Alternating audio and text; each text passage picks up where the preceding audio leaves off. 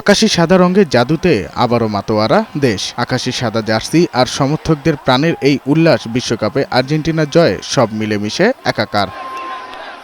ঢাকা বিশ্ববিদ্যালয়ের টিএসসিতে বড় পর্দায় হাজির হন আলবিসেলেস্তাদের সমর্থকরা, ছিল বিপক্ষ দলের ভক্তরাও। ইংল্যান্ড বল জালে জড়ালে সমর্থকরা উল্লাস করলেও আর্জেন্টাইন ভক্তরা যেন অপেক্ষায় ছিল এমন এক উল্লাস করবে কখন। যখনই ইংলিশদের জালে একের পর এক বল জড়ায় তখনই বাঁধ ভাঙ্গা উচ্ছ্বাস করে আর্জেন্টাইন সমর্থকরা। আটলান্টায় মেসিদের আনন্দে ভাগ জমিয়েছে বাংলাদেশের সমর্থকরা। গোটা টিএসসি এলাকায় প্রিয় দলের পতাকা হাতে নিয়ে যে যার মতো উল্লাস করেছেন। রুদ্ধশ্বাস ম্যাচের এমন জয় খুশিতে আত্মহারা সমর্থকরা।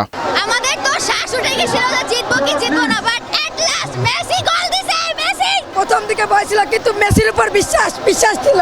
খেলা দেখতে দেখতে এক পর্যায়ে এমন পর্যায়ে চলে গেছে আশা ছেড়ে দিচ্ছিলাম। ওস্তাদের মায়ের অলওয়েজ শেষ রাতে যাই বলেন না কেন আর্জেন্টিনার উপরে কোনো কথা হবে না। কার সাথে কিভাবে খেলতে হবে আর্জেন্টিনা এটা জানে। ম্যাচে মেসির গোছানো খেলা ও কোচ লিওনেল স্ক্যালোনি ম্যাচ পরিকল্পনার প্রশংসা করতে ভুলেননি আলবিসেলেস্তার সমর্থকরা। আমরা কামব্যাকে জিতে পারছি আর স্পেন ওকে হারিয়ে দিবে। পুরো বিশ্বকাপ যদি আপনি দেখেন প্রত্যেকটা ম্যাচে আর্জেন্টিনা কামব্যাক করতেছে। ওই কামব্যাকের জায়গা থেকে আমাদের একটা আশা ছিল। মার্টিনেজ নামার পরে খেলার টোটালি ডিপেন্ড হয়ে গেছিল। যারা বিপক্ষবাদী বলে যে আমরা কিনে নিছি অমুক করছি, ভাই আপনারা তো নিজেরাই দেখলেন যে আমরা কি করছি।